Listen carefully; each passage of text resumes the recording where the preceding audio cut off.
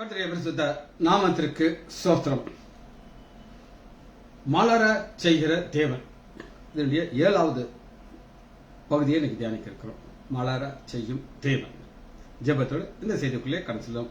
தோத்திரம் இயேசுநாதா, தோத்திரம் இயேசுநாதா, உமக்கென்றும் தோத்திரம் இயேசுநாதா, தோத்திரம் செய்கிறோம் நின்னடியார் திரு நாமத்தின் ஆதரவேல், தோத்திரம் செய்கிறோம் நின்னடியார் திரு நாமத்தின் ஆதரவேல். இன்றை தினமதிகம் ஒருமித்து கூடவும் நாமத்தினால், இன்றை தினமதிலும் ஒருமித்து கூடவும் நாமத்தினால், தந்தனின் கிருபைக்காய் உமக்கென்றும் தோத்திரம் தோத்திரமே, தந்தனின் கிருபைக்காய் உமக்கென்றும் தோத்திரம் தோத்திரமே. நின்னுதிரமதினால் பிறந்தனின் ஜீவ புது வழியாம், நின்னுதிரமதினால் பிறந்தனின் ஜீவ புது வழியாம். நின்னடியார்க்கு பிதாவின் சன்னதி செரவுமே சன்னதாம், நின்னடியார்க்கு பிதாவின் சன்னதி செரவுமே சன்னதாம். இத்தனை மகத்துவமுள்ள பதவியே புலுக்கலா எங்களுக்கு, இத்தனை மகத்துவமல்ல பதவியே புலுக்கலாம் எங்களுக்கு. எத்தனை தயவு நின் கிருபை எத்தனை ஆச்சரியம், எத்தனை தயவு நின் கிருபை எத்தனை ஆச்சரியம். வானர் தூதர் சேனைகள் மனோகர கீதங்களால் எப்போதும், வானத்துதர் சேனைகள் மனோகர கீதங்களால் எப்போதும் ஓய்வின்றி பாடி துதிக்க பெறும் மன்னவனே உமக்கு, ஓய்வின்றி பாடி துதிக்க பெறும் மன்னவனே உமக்கு. நீரல்லால் எங்களுக்கு பரலோகில் யாருண்டு ஜீவனாதா, நீரல்லால் எங்களுக்கு பரலோகில் யாருண்டு ஜீவனாதா. நீரே ஆண்டி ஈகத்தில் வேறொரு தற்றமில்லை பரணி, நீரே ஆண்டி ஈகத்தில் வேறொரு தற்றமில்லை பரணி. இயேசுவே நாமத்தினாலே ஜெபங்கள் பிதாவே, ஆமேன். கர்த்தருடைய பரிசுத்த நாமத்திற்கு ஸ்தோத்திரம். நாகரத்னம் அம்மாள் பிரைஸ்லார், பாலசுந்தரி பிரைஸ்லார். நம்ம ஒரு தொடர் செய்தியை தியானித்துக் கொண்டிருக்கிறோம். அதற்கு அடிப்படையான திருவல் வசனம் ஓசியா 14வது அதிகாரம் 5வது வசனம். ஆண்டவர் சொல்லுகிறார், நான் இஸ்ரவேலுக்கு பனியை போல் இருப்பேன். பனி என்ன செய்யும் அப்படின்னு கேட்டீங்கன்னா, ஒரு செடியை மலர செய்யும். பனியை போல் இருக்கும் பொழுது என்ன நடக்கும்? அவன் இஸ்ரவேல் லீலி புஷ்பத்தை போல் மலருவான். அந்த லீலி புஷ்பத்தை போல் மலரும் பொழுது என்ன நடக்கும் அப்படின்னு கேட்டீங்கன்னா, அதை தேடி தேனீக்கள் ஓடி வரும். நன்மைகளை பெற்றுக்கொள்ள பலர் தேடி வரணும். பலர் தேடி வந்தால் தான் அந்த லீலி புஷ்பம் மலர்ந்திருக்கு, இல்லைன்னா வேஸ்ட். சாலமோன் ராஜா ஷேபா ராணி ஒரு விடுதலை கதை வைக்கிறாங்க. என்ன விடுதலை கதைன்னா, ஒரு அறைக்கு கூட்டிட்டு போய் அங்க பல வகையான செடிகள் இருக்கு, பூக்கள் இருக்கு. அதுல ஷேபாராணி கேட்கிறாங்க, இதுல சில ஆர்டிபிஷியல் செயற்கையிலே ஒரு பொம்மை மாதிரி நாங்க செஞ்சு வச்சிருக்கோம், ஆனா பார்த்தா வித்தியாசம் இருக்கு, தொடாமலே உங்களால இதை எது ஒரிஜினல் எது டூப்ளிகேட்னு சொல்ல முடிய மாட்டேன். அப்படிவா ஒரு செகண்ட் சாலமோன் ராஜா பாக்குறாரு, ஜன்னலை தாக்குறாரு. பக்கத்துல தோட்டம் இருக்குது, அங்கிருந்து தேனீக்கள் அப்படின்னு வந்து தேனீக்கள் எது மேல உட்கார்ந்து அந்த மலர்ல இருக்கிற தேனை குடிக்குதோ இது ஒரிஜினல் அப்படிங்கிற. உண்மையிலேயே ஒரு லீலி புஷ்பம் மலர்ந்தால் அதை தேடி நன்மைகள் வர வேண்டும். நன்மைகள் வந்தா தான் பிரயோஜனம். சரி, இங்க நம்ம பார்க்கிற அவன் லீலி புஷ்பத்தை மலருவான். லீபனோனை போல வேறொன்று நிற்பான். அவன் இன்னைக்கு ஒரு நபரை நம்ம பார்க்க போறோம். இந்த நபர் ரொம்ப சோகமா இருக்கார். ரொம்ப சோகம். ஒரு சிறைச்சாலையில் இருக்கார். அப்படி ஒரு பக்கம் யோசிக்கிறாரு, உண்மையிலேயே கடவுள் ஒருத்தர் இருக்காரா ஐயா அப்படின்னு அவருக்கு ஒரு சந்தேகம் வருது. ஆனால் அவருக்கு ஆண்டவர் ஒரு தரிசனத்தை கொடுத்துட்டார். அந்த தரிசனம் அவருக்குள்ள கிரியை செய்து கொண்டே இருக்கிறார். எந்த ஒரு மனிதனாலும் அவனை கொண்டு ஜெயில தூக்கி போட்டா சந்தோஷமா இருப்பானா சோகமா இருப்பானா அப்படின்னு நீங்க கேட்டீங்கன்னா எப்படி இருப்பான்? சோகமா தான் இருப்பான். எப்படியாவது இங்கிருந்து நம்ம வெளியில வந்துட்டா நமக்கு போதும், எனக்கு விடுதலை வேணும், நான் தப்பே செய்யல, அதனால எனக்கு விடுதலை தேவை அப்படின்னா ஒரு வாலிபன், யூத், ரொம்ப அருமையான பிள்ளை, அப்பாக்கு செல்ல பிள்ளை, பல வர்ண அங்கேயே போட்டுட்டு இங்க ஓடுவார் அங்க ஓடுவார், ஜாலி பண்ணிட்டு இருப்பார். அப்பாவுக்கு செல்ல பிள்ளைக்கு திடீர்னு ஒரு சோதனை வந்துருச்சு. சோதனை வந்து அது மரண பள்ளத்தாக்கில் அவரை கொண்டு போயிடுச்சு. சகோதரர் சொல்றாங்க, இவனை கொண்டு விட்டுரும். ஆனா மூத்தண்ணி ரூபன் வர்றாரு, வேண்டாம்ப்பா, நம்ம இதுக்கு இவனை கொல்ல விட்டுருவோம், பாவம் சின்ன அப்பாய, இவன் ட்ரெஸ்ஸை கலத்து, இதான பெருமை இருந்துச்சு. ஒரு மிருகத்தை பலி கொடுத்து அந்த ரத்தத்தை மேல அப்ளை பண்ணிடுறாங்க. பண்ணிட்டு இவனை வித்துட்டாங்க. வித்த உடனே இவனுக்கு அந்த நேரம் அப்பா சாகாம ஆண்டவரனே உயிரை பாதுகாத்தாருங்கிற ஒரு சின்ன ஒரு சந்தோஷம் அவருக்கு இருந்திருக்கும். ஆனா அந்த சந்தோஷம் கொஞ்ச நாள்ல ஒரு பெரிய சந்தோஷமா மாறிச்சு. அது என்ன? போர்த்திபார் வீட்டுக்கு போயிட்டார். போர்த்திபார் ஒரு பெரிய மனிதன், ரிச் மேன், நிறைய சொத்து வச்சிருக்கிறார். இந்த யோசேப்பு அங்க போன உடனே அவருக்கு ரொம்ப சந்தோஷம். என்ன சந்தோஷம்? ஓ, நம்ம நல்லா ஒரு இடத்துக்கு வந்தாச்சு, எஜமான நம்மளை அன்பா வச்சுக்கிறாரு, எல்லா பொறுப்பையும் கொடுத்துட்டாரு, 100% நான் தான் இன்சார்ஜ், நான் வச்சதான் சட்டம். ஆண்டவர் ஒரு பக்கம் என்ன செய்யறாரு அப்படின்னு கேட்டீங்கன்னா, போர்த்திபார் வீட்டை ஆண்டவர் ஆசீர்வதிக்கிறார். யோசேப்பின் நிமித்தம் ஆண்டவர் போர்த்திபார் ஆசீர்வதிக்கிறார். ஒரே ஆசீர்வாதம், அப்படியே கூரை பொத்துக்கிட்டு பொதுன்னு ஆசீர்வாதம் விழுந்துகிட்டே இருக்குது. எல்லாரும் ஒரே சந்தோஷமா இருக்கு. ஆனா இது ரொம்ப நாளைக்கு நீடிக்கல. ஏன்னா ஆண்டவருடைய நோக்கம் என்ன அப்படின்னு கேட்டீங்கன்னா, அவன் லீலி புஷ்பத்தை போய் மலரணும், அவன் வேறு ஊன்றணும், அது கிரிப்புக்குள்ள வரணும். இப்ப கிரிப்ல இருக்கானா? இல்ல.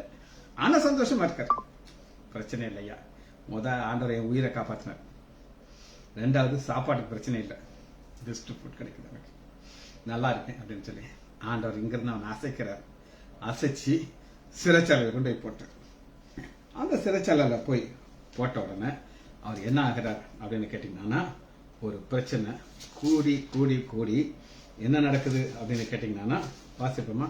ஆதியாகமம் 39வது அதிகாரம் 21வது வசனத்துல, கர்த்தரோ யோசேப்போட இருந்து தாங்க. இங்க ஆண்டவர் பரலோகத்துல இருக்கிறா, சிறைச்சாலையில் இருக்கிறார், சிறைச்சாலையில் இருக்கிறார். அதாங்க பைபிள் நமக்கு எவ்வளவு அழகா ஒரு உற்சாகத்தை கொடுக்கும் அப்படின்னு கேட்டீங்கன்னா, எப்ப நீ தனியா இல்லப்பா, எங்கே நீ ஆண்டவரோட கூட இருக்கிறையோ, நீ ஜெபிக்கும் போது அவர் கூட இருந்து ஜெபம் பண்ற, உங்களுக்கு ஒரு விசுவாசம் இருக்கணும். அந்த விசுவாசம் இருந்துச்சு யோசேப்புக்கு. இருந்தனாலதான் சிறைச்சாலை தலைவர்கள் தயவு அவன் மேலே கிடைக்க முடியாது. சிறைச்சாலை தலைவர்களுடைய தயவு அவன் மேல கிடைக்குது. சிறைச்சாலை கண்கள் தயவு கிடைக்கும் போது என்ன நடக்கும் அப்படின்னு கேட்டீங்கன்னா, சாதகமா நடக்கும். சில மாதங்களுக்கு முன்பு நான் ஒரு சில்லிபுத்தூருக்கு ஒரு எவிடன்ஸ் கொடுக்கறாக்கா போனேன். ஒரு போலீஸ், 100% போலீஸ் சென்னையில். இவருக்கு உங்க பிரச்சனை எப்படி வந்துச்சு அப்படின்னு கேட்டீங்கன்னா, இவருக்கு ஒரு போன் வந்துச்சு, ஒரு பெண் குரல், உங்களை நான் பார்க்கேன், நீங்க ரொம்ப அழகா இருக்கீங்க, இப்படி இப்படி சொல்லி சொல்லி சொல்லி அப்படி அவர் வந்து, நான் உனக்கு என்ன செய்யலாம், எனக்கு ஃபோன் நம்பரை டாப் அப் பண்ணுங்க, உடனே ஒரு 500 ரூபாய்க்கு டாப் அப் பண்ண வேண்டியது. இப்படியே காதல் கூடி கூடி கூடி ஒரு நாள் கண்டுபிடிச்சாரு, இது ஒரு பையன், இது பெண் அல்ல அப்படின்னு அந்த ஆள் கண்டுபிடிச்சிட்டார் போலீஸ். இவன் என்னை நல்லா ஏமாத்திட்டான் அப்படின்னு நான் நினைச்சு ஒரு நாள் அந்த பையனை பிடிச்சு அவனை கொன்னுட்டாங்க. கேட்டுக்கோங்க, ஒரு போலீஸ் தான் ஏமாந்ததை அறிந்து கொலை பண்ணிட்டாங்க. கொலை பண்ணிட்டு அந்த ஆள் பாய்சன் சாப்பிட்டு எங்க ஆஸ்பத்திரியில் வந்து படுத்துக்கிட்டாரு. நான் ட்ரீட் பண்ணிருக்கேன், பழச்சிக்கிட்டாரு. நான் அங்கே கோர்ட்டில் போய் நிற்கிறேன். ஒரு 40 வயசு ஜட்ஜு அந்த அம்மா. அது நான் ஒரு வணக்கம் வச்சேன். அது சரியாக கவனிக்கலட்டு மறுபடியும் ஒரு வணக்கம் வச்சேன். அது அப்படின்னு தெரியாது. அப்போ நான் வணக்கத்தை அக்செப்ட் பண்ணி போட்டுறதாச்சா நீ அப்படின்னு சொல்லிட்டு அப்போ 6 வருது. இப்போ என்னன்னா எதிர்கட்சி லாயர் ஒரு 100 கேள்வியை இந்த கேட்பார். எதுக்காக? ஏன் கிளையண்ட் எல்லாம் ரொம்ப நல்லவே அப்படின்னு சொல்லி. அந்த அம்மா ஒரே வார்த்தையில் நோ என்கொயரி, டாக்டர் மேல எந்த விசாரணையும் கிடையாது. எனக்கு அப்பா இந்த யோசிப்புக்கு ஆண்டவர் கொண்டு இருந்து தயவு கிடைச்ச மாதிரி அந்த அம்மா கண்கள் எனக்கு கிருபை கிடைச்சிருச்சு சொல்லிட்டு, டாக்டர் நீங்க சைன் பண்ணிட்டு போயிடலாம். எனக்கு அன்னைக்கு கிடைச்ச சந்தோஷத்துக்கு அளவே இல்லை. என்ன ஒவ்வொரு கேள்விகளுக்கும் நான் பதில் சொல்லி என்னை கிறுக்காக்கி விட்டுருவாங்க. ஆனா ஆண்டவர் அந்த நேரத்துல எனக்கு ஒரு கிருபையை கொடுத்தார். அதுதான் நம்ம எங்க பாக்குறோம். ஆதியாகமும் 39வது அதிகாரம் 21 கர்த்தரோ யோசேப்பை கொண்டு அவன் மேல் கிருபையை வைத்து சிறைச்சாலை தலைவனுக்கு தயவு கிடைக்கும்படி செய்தார். இப்ப ஒரு வாலிபம், ஒரு வாழ்க்கை ஃபுல்லா முடிச்சிருச்சுன்னு நினைச்சார். ஃபுல்லா முடிஞ்சிருச்சு. ஆனா வசனம் நமக்கு என்ன சொல்லுது அப்படின்னு நீங்க கேட்டீங்கன்னா, ஓசியா 14வது அதிகாரம் 5வது வசனம், நான் இஸ்ரவேலுக்கு பனியை போல் இருப்பேன். இங்க நான் யோசேப்புக்கு பனியை போல் இருப்பேன்ல, சொப்பனத்தை போல் இருப்பேன். ஒரு சின்னதா மாத்து. ஒவ்வொருத்தருக்கும் ஒரு ஆசீர்வாதத்தை கொடுக்கிறார்.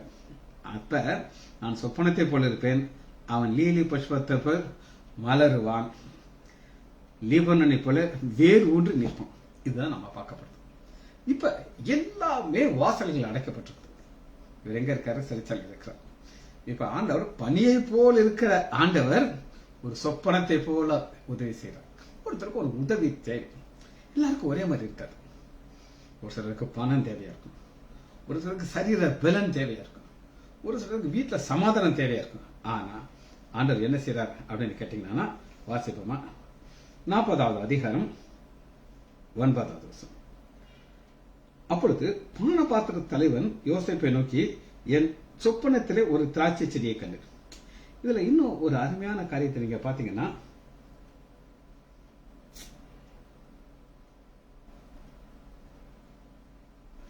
6வது வசனத்தை வாசிங்க. காலமே யோசேப்பு அவர்களிடத்தில் போய் அவர்களை பார்க்கும்போது அவர்கள் கலங்கி இருந்தார்கள். கலக்கத்தை பார்த்து கண்டுபிடிக்கிற ஒரு யோசேப்பு. அப்ப அவன் வாழ்க்கையில கலக்க இருக்கா, பயங்கரமான கலக்க இருக்கு. ஆனா ஒருத்தரை பார்த்து, நீங்க ஏங்க என்ன சோகமா இருக்கீங்க, உங்களுக்கு என்ன பிரச்சனை அப்படி கேட்கிற ஒரு இருதயம் இருக்குங்க. அதனாலதான் அதற்கு சொப்பனம் கண்டோம் அதற்கு சொல்லுது. அதற்கு யோசேப்பு சொப்பனத்திற்கு அர்த்தம் சொல்லுதல் தேவனுக்கு உரியவைகள் அல்லதா.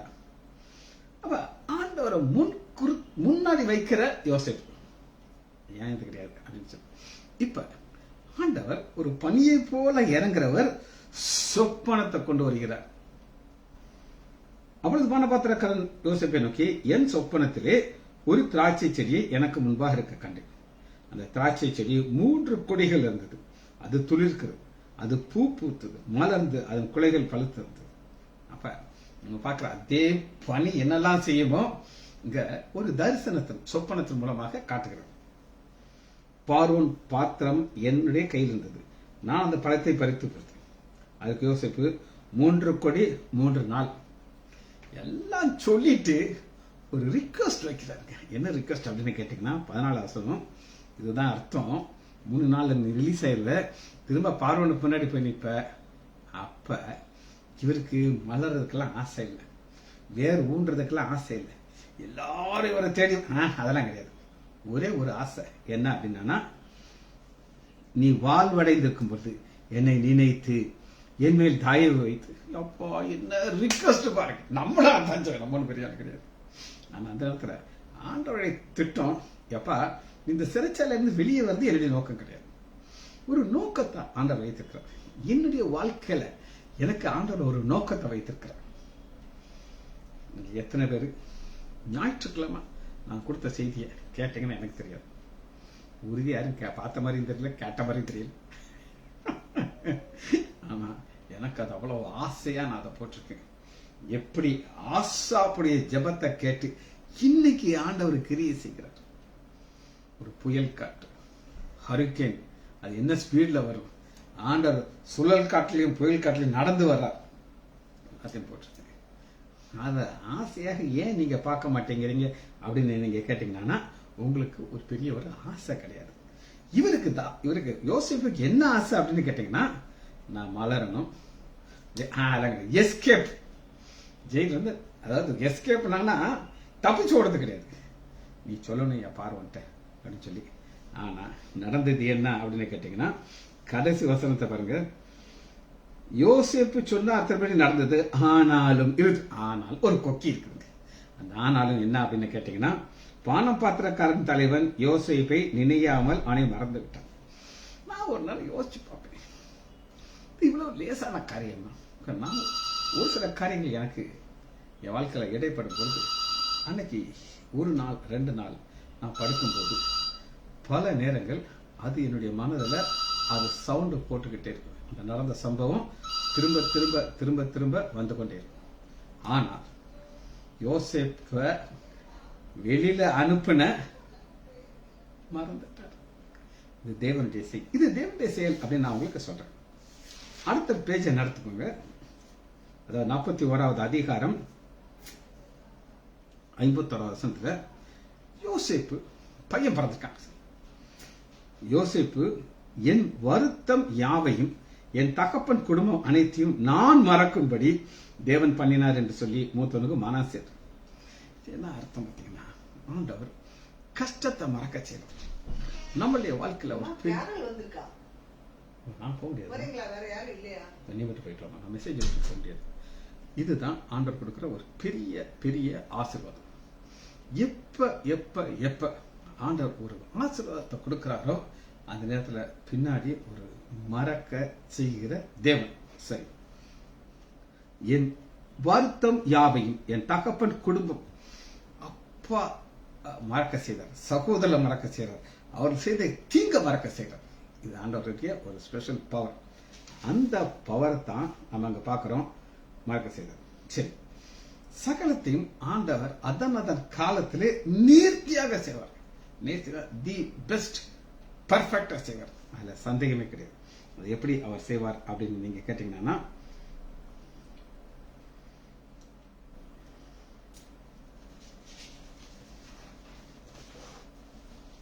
நாற்பத்தி 1வது அதிகாரம் 51வது வசனம். 41, 51.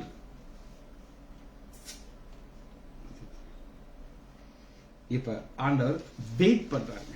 என்ன வெயிட் பண்றாரு அப்படின்னு கேட்டீங்கன்னா, 41வது அதிகாரம் 1 வசனத்தை வாசிக்கிறார். 2 வருஷங்கள் சென்ற பின்பு பார்வன் ஒரு சொப்பனத்துக்கு 2 வருஷம் காத்துக்கிட்டே இருக்க.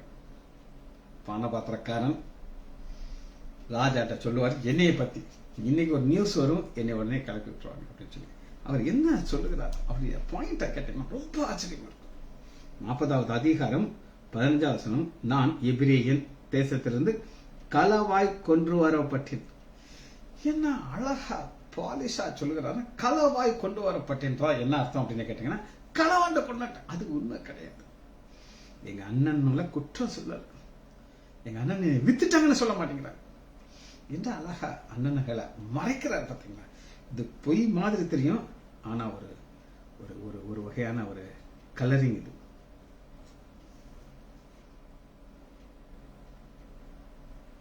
அடுத்து பாருங்க, இவ்விடத்திலே நான் எந்த ஒரு தவறும் செய்யவில்லை இப்படி சொல்லி தன்னுடைய பாயிண்ட சொல்கிறார். எப்படியாவது ஆண்டவர் கிடையாது, ராஜா என்னை வெளியே கொண்டு வரணும். ஆனா 2 வருஷம் போயிடுச்சு. 41வது அதிகாரத்துல 2 வருஷம் போயிடுச்சு. 2 வருஷம் போனதுக்கு காரணம் என்ன அப்படின்னு நம்ம பார்க்க போறோம். ஏன் ஆண்டவர் 2 வருஷம் வெயிட் பண்ண வைத்தார்? அதாவது காரணம் இருக்குமா இருக்காதா? எஸ், அதை உங்களுக்கு நான் காட்டப்படுறேன். எடுத்துக்கோமா, சங்கீதம் எடுத்துக்கோங்க. 105வது அதிகாரம்.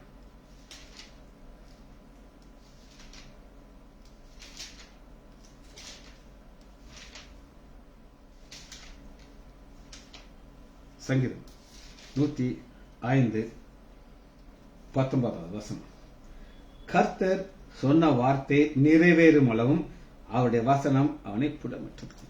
இப்ப ஒரு ஆயத்தம்ங்கிற ஒரு காரியம் இருக்குங்க. ஒரு உதாரணத்தை நான் சொல்றேன். நாங்கள் எம்பிபிஎஸ் முடிச்சுட்டு உடனே பேஷண்ட்டை பார்க்க முடியாது. ஹவுஸ் ஏஜென்சி அப்படின்னு ஒரு வருஷம் வைப்பாங்க. அந்த நேரத்தில் நாங்கள் என்ன செய்யணும் அப்படின்னு கேட்டிங்கன்னா, ஒவ்வொரு டிபார்ட்மெண்ட்லையும் காலையில் மத்தியானம் நைட் டியூட்டி போட்டுக்கிட்டே இருப்பாங்க. சீனியர்ஸ் இருப்பாங்க, சீஃப் இருப்பாங்க, சீஃப் டைரக்டர் அவருடைய அசிஸ்டன்ஸ் இருப்பாங்க. அவங்கள்ட்ட நாங்கள் என்ன செய்யணும் அப்படின்னு கேட்டிங்கன்னா, ஒவ்வொரு நாளும் ரிப்போர்ட் கொடுக்கணும். என்ன பேஷண்ட் ஸ்டடி பண்ணணும் அப்படியே செய்து ஒரு வருஷம் அந்த ட்ரைனிங் முடிச்சால்தான், நல்லா கேட்டுப்பேன், ட்ரைனிங் முடிச்சால்தான் எங்களுக்கு என்ன வந்து டாக்டர் டிகிரி வந்து. இது ஒரு ட்ரைனிங். அது மாதிரி ஒரு வருஷம் கிடையாது, 2 வருஷம் ட்ரைனிங் கொடுக்குறாரு சிறைச்சாலையில் வச்சு. ஏன்னா இனி ஆண்டவர் ஒரு பெரிய பொறுப்பை கொடுக்க போகிறார். அந்த பொறுப்பை சின்ன பையன் இவருங்க, சின்ன பையன், இந்த சின்ன பையன் அந்த பெரிய பொறுப்பை எடுத்து செய்யணும். அந்த பெரிய பொறுப்பை எடுத்து செய்யறதற்கு அவர் என்ன செய்கிறார் அப்படின்னு கேட்டீங்கன்னா, ஒரு ட்ரெயின். பாருங்க இந்த வசனம் எப்படி அழகா முடிக்கிறார் அப்படின்னு கேட்டீங்கன்னா, சங்கீதம் 104வது அதிகாரம் 19, கர்த்தர் சொன்ன வார்த்தை நிறைவேறும் அளவும் அவருடைய வசனம் அவனை புடமிட்டது, ராஜா ஆள் அனுப்பி. அதாவது புடமிட்டு பர்ஃபெக்ட் ஆயிடுச்சா, உடனே ராஜா ஆள் அனுப்புறாரு. ஆள் அனுப்பி என்ன செய்யறாரு அப்படின்னு கேட்டீங்கன்னா, நீ வெளியே வரலாம். சரி, அடுத்து என்ன நடக்குது? நான் உங்களுக்கு கேட்கணுச்சுங்க, ஆண்டவர் சொப்பனம், தனி கிடையாது சொப்பனம். பாருங்க 41வது அதிகாரம் 2வது வசனம், எப்படி பானபாத்திரக்காரனுக்கு ஒரு சொப்பனத்தை கொடுத்தாரோ பார்வோனுக்கு அதே சொப்பனம். முதல் வசனம், அப்பொழுது அழகும் புஷ்டியுமான 7 பசுக்கள், 7 பசுக்கள் 7 வருஷம், 7 வருஷம் செழிப்பு செழிப்பு செழிப்பு, அளவு இல்லாத செழிப்பு இருக்கும். அடுத்து வாங்க, அடுத்து 3வது அவலட்சணமான 7 பசுக்கள், இது வறுமை. இதே திரும்ப பாருங்க 7 கதிர், செழிப்பான 7 கதிர். இதெல்லாம் எதுக்காக ஆண்டவர் கொடுக்கிறார் அப்படின்னு கேட்டீங்கன்னா, பாருங்க 8வது, காலமே பார்வோனுடைய மனம் கலங்கிட்டு. நீங்க சொப்பனம் கேட்டு பார்த்திருக்கீங்களா? நான் நிறைய பார்த்திருக்கேன். கொஞ்ச நேரத்தில் முடிச்சு பார்த்தா என்னன்னே மறந்தே போயிடும். மறந்து போய் நானும் கொஞ்ச நேரம் ட்ரை பண்ணி பார்ப்பேன், என்னத்த சொப்பனம் தெரிஞ்சு பார்த்தோம், கிளியரா எனக்கு தெரியும், ஆனா மறந்தே போயிடும். கலக்க மாதிரி கன்றாவியாது. ஆனா ஆண்டவர் பார்வனை சும்மா விட மாட்டேங்கிறாரு, ஒரு கலக்கத்தையும் எக்ஸ்ட்ராவா கொடுக்கிறார். அந்த கலக்கத்தை கொடுத்தால் தான் என்ன செய்வான், தேட ஆரம்பிப்பான். சரி, இப்ப ஆண்டவர் என்ன செய்யறாரு அப்படின்னு கேட்டீங்கன்னா, ஒரு வாலிபன் சோகமா இருக்காரு. இந்த சோகமா இருக்கிற வாலிபன் எஸ்கேப் ஆகி விடுதலை பெற்று வெளியே வரணும், அதான் அவருக்கு ஆசை. ஆனா ஆண்டவர் நோ நோ நோ, அது என்னுடைய நோக்கமே கிடையாது. என்னுடைய நோக்கம் வேற, என் பிளான் வேற பிளான். அது என்ன பிளான் அப்படின்னு கேட்டீங்கன்னா, பாருங்க இப்ப அடுத்து மலர செய்யறதுக்கு ஃபர்ஸ்ட் 14வது வசனம், 41வது அதிகாரம் 14வது வசனம், அப்பொழுது பார்வோன் யோசேப்பை அழைப்பித்தான், அதை தீரமாக காண்பது வந்து ஃபர்ஸ்ட் சவரம் பண்ணி ஷேவ். என்னுடைய ஆசை எப்பவுமே நான் ஷேவ் பண்ணிருக்கேன், லேசா தாடி வந்தாலும் ஷேவ் பண்ணிருக்கேன். ஆனா ஒரு சிலர்லாம் 10 நாள் தாடி வச்சுக்கிட்டு எனக்கு அது பிடிக்காது. அப்ப நம்ம மனுஷங்களுக்கு முன்பாக நிக்கிறதுக்கு ஷேவ் பண்ணிருக்கோம், ஆனா ராஜா முன்னாடி நிக்கிறதுக்கு ஃபர்ஸ்ட் ஷேவிங். அப்புறம் பாருங்க என்ன நடக்குன்னா, வேறே வஸ்திரம் தரித்து.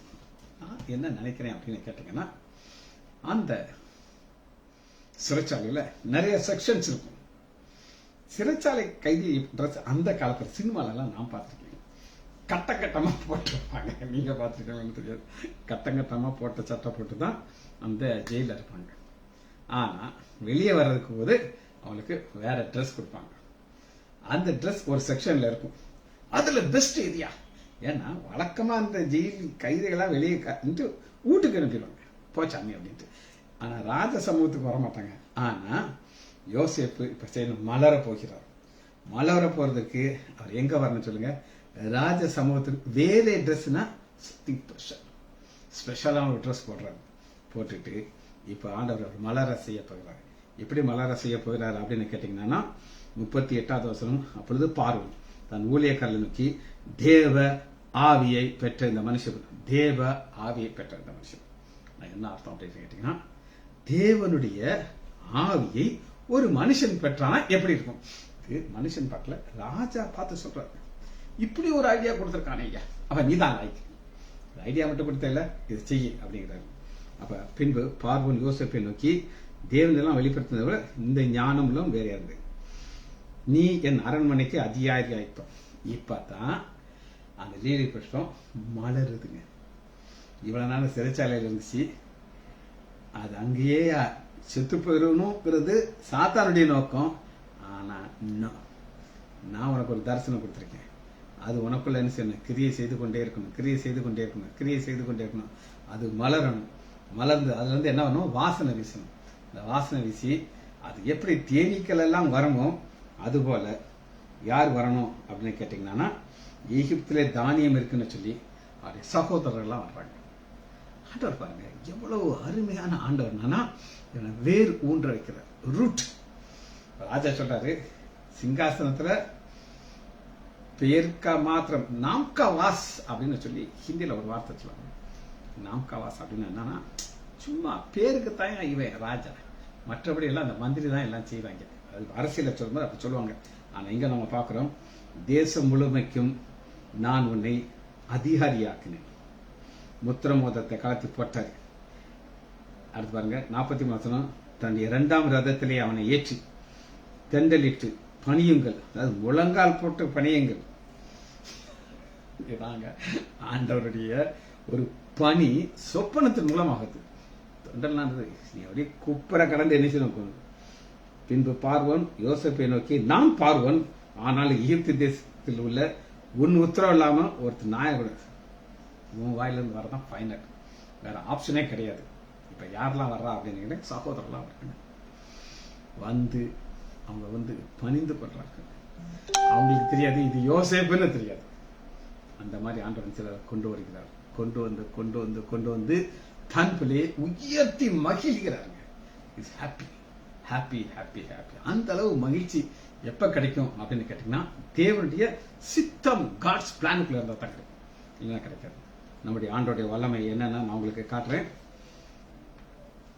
ஓசியா 14வது அதிகாரம் 5வது வசனம், நான் இஸ்ரவேலுக்கு பனியை போல் இருப்பேன், அவன் லீலி புஷ்பத்தை போல் மலருவான், லிபனனை போல வேர் ஊன்றி நிற்பான். வேர் ஊன்றி நிற்கிறது என்ன அர்த்தம் கேட்டீங்கன்னா, ராஜா அவர் பொசிஷனை கொடுக்கிறார். பார்த்தீங்களா?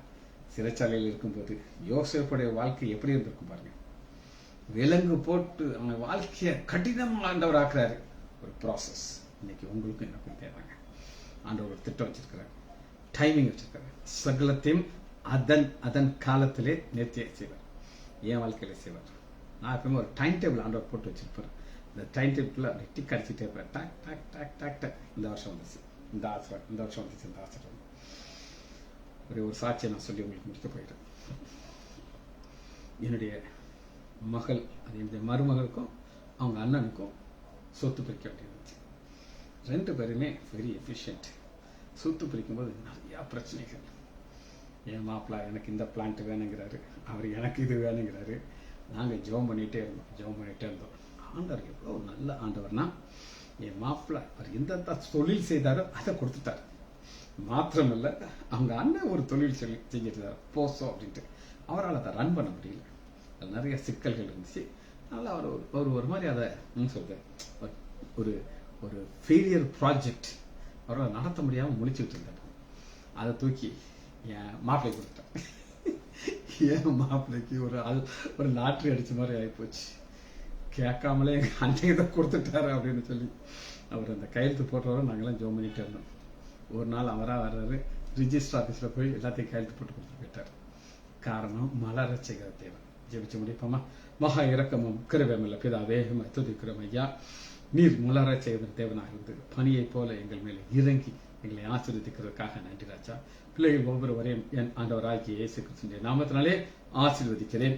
இயேசுவின் நாமத்தினாலே ஜெபங்கள் பிதாவே. ஆமேன் ஆமேன் ஆமேன்.